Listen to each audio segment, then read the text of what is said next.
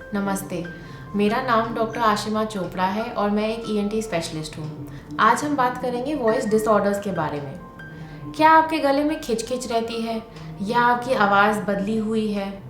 क्या आपने कुछ चेंजेस नोटिस करे हैं कि आवाज़ आपकी श्रिल हो रही है, थोड़ी हस्की हो रही है, या आप ज़्यादा देर तक नहीं बोल पा रहे हैं या ज़्यादा तेज़ नहीं बोल पा रहे हैं? इन सारे सिम्टम्स को प्लीज़ इग्नोर मत कीजिए। ये एक कोई बड़ी बीमारी का भी साइन हो सकते हैं। कई बार हाँ, खांसी जुकाम में भी हमारी आवाज़ बैठ जाती है, लेकिन अगर हमारी आवाज़ 14 दिन यानी कि 2 हफ्तों से ज़्यादा ख़राब है तो इसको हमें ज़रूर एक ईएनटी स्पेशलिस्ट से चेक करवाना चाहिए। आइए हम जानते हैं कि वॉइस चेंजेस के क्या कारण हो सकते हैं और इसका क्या ट्रीटमेंट ऑप्शंस अवेलेबल हैं। आइए जानते हैं कि हमें वॉइस चेंजेस या वॉइस डिसऑर्डर्स क्यों होते हैं। पहले तो ये समझते हैं कि जो आवाज़ हमारी कहाँ से बनती है। हमारा यहाँ पर एक वॉइस बॉक्स होता है, जैसे कि आप जानते हैं, उसको हम लैरिंग्स कहते हैं। इसमें आपकी 2 बोलने की तारें होती हैं, ऐसे ये 2 आपकी बोलने की तारें रहती हैं। ये जब मूव करती हैं, या ये इसको हम वाइब्रेशन कहते हैं, जब ये वाइब्रेट होती हैं तब हमारी आवाज़ बनती है। अब इन 2 बोलने की तारों में कभी सूजन हो जाए या इन्फेक्शन हो जाए या चोट लग जाए या कभी कुछ ग्रोथ है या म्यूकस फंसा हुआ है, तब हमारी आवाज़ बदल सकती है।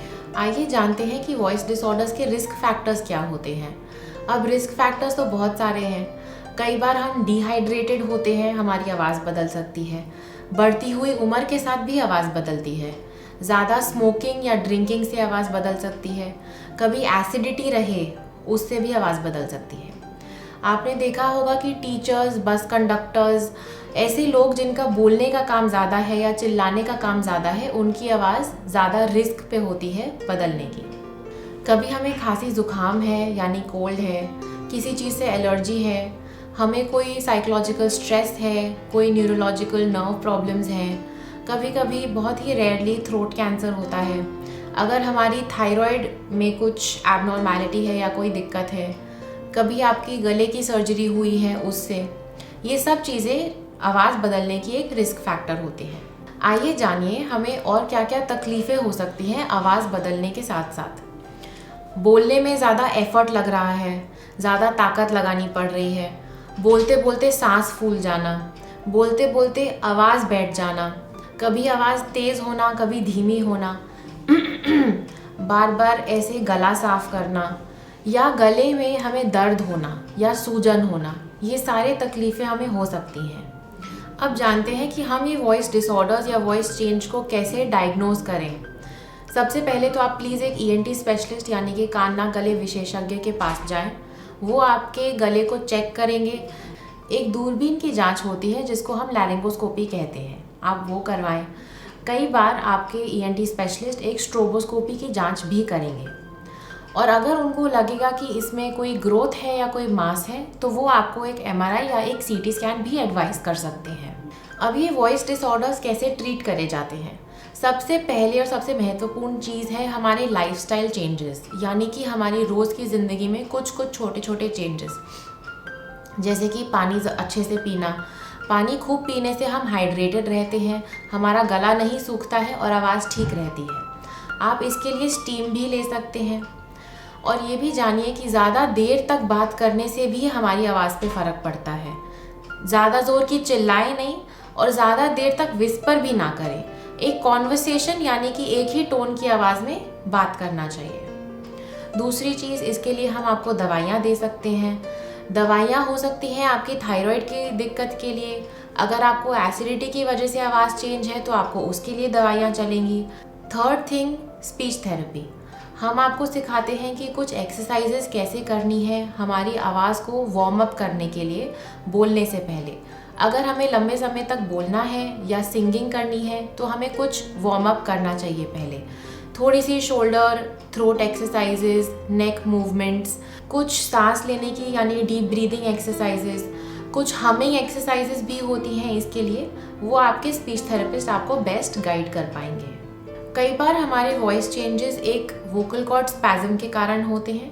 इसमें हमें वोकल कॉर्ड्स में कुछ डायरेक्टली इंजेक्शंस देने होते हैं, कभी बोटॉक्स कभी फैट। वो आपके डॉक्टर आपको बेस्ट गाइड कर पाएंगे। अगर आपकी वॉइस चेंज किसी ग्रोथ या मास की वजह से हुआ है तो उसके लिए आपको हो सकता है एक बायोप्सी या सर्जरी की भी ज़रूरत पड़े। अब जानते हैं कि हम ये वॉइस डिसऑर्डर्स प्रिवेंट कैसे कर सकते हैं, यानी कि इनको बनने ना दें। अगर आपको लंबे समय तक बात करनी है, सिंगिंग करनी है, तो थोड़ा वार्म अप कीजिए पहले, आवाज़ को वार्म अप। एंड जैसे हमने अभी बात किया, थोड़ी शोल्डर एक्सरसाइजेस, नेक एक्सरसाइजेस। ज़्यादा देर तक चिल्लाए नहीं, अगर चिल्लाना पड़े तो उसको जितना कम रख सकते हैं उतना कम कीजिए। अगर आपको वो ज़ुकाम है या गले में खिचखिच है ये बार बार ना कीजिए, इससे हमारी आवाज़ पे स्ट्रेस पड़ता है। आप गर्म पानी पीजिए, दवाइयाँ लीजिए इसके लिए, या लॉजेंजेस लीजिए। इन सब से हमारी थ्रोट पर कम स्ट्रेस पड़ेगा। और कभी कभी मौन व्रत रखिए, हमारी आवाज़ को आराम दीजिए, आपकी आवाज़ आपको थैंक यू ज़रूर बोलेगी। काफ़ी लोग मुझसे ये भी पूछते हैं कि क्या खाने पीने की हैबिट से आपकी आवाज़ बदलती है? तो हाँ, ज़रूर। अगर आप कैफिनेटेड प्रोडक्ट्स यानी कि कॉफ़ी, टी, सोडा, आइस ये सब ज़्यादा लेंगे तो आवाज़ ख़राब होने का चांस थोड़ा ज़्यादा रहता है। अगर आप प्रोसेस्ड फूड यानी कि पैकेट में जो भी मार्केट में मिलता है उसमें शुगर कंटेंट बहुत हाई होता है, वो लेते हैं, या हाई कार्बोहाइड्रेट डाइट लेते हैं, उससे भी आवाज़ पे फ़र्क पड़ता है। शुगर कंटेंट ज़्यादा होने से हमारा म्यूकस और सलाइवा थिक हो जाता है, और जब थिक म्यूकस सलाइवा रहता है तो वो नॉर्मल वोकल कॉर्ड की फंक्शनिंग यानी कि वोकल कॉर्ड की तारों को जोड़ने से, ठीक से काम करने में हिंड्रेंस देता है, यानी कि उसको काम नहीं करने देता है। तो हमें ये सारी चीज़ें अवॉइड करनी चाहिए। फ्रिज से डायरेक्टली निकली हुई चीज़ें, एकदम ठंडा पानी या बर्फ़ का पानी हमें अवॉइड करना चाहिए। आपको ठंडा पानी पीना है, आप उसको थोड़े नॉर्मल पानी के साथ मिक्स करके ज़रूर पीजिए। इस वीडियो को अंत तक देखने के लिए धन्यवाद, और ऐसी वीडियोस के लिए हमसे जुड़े रहिए। Thank you.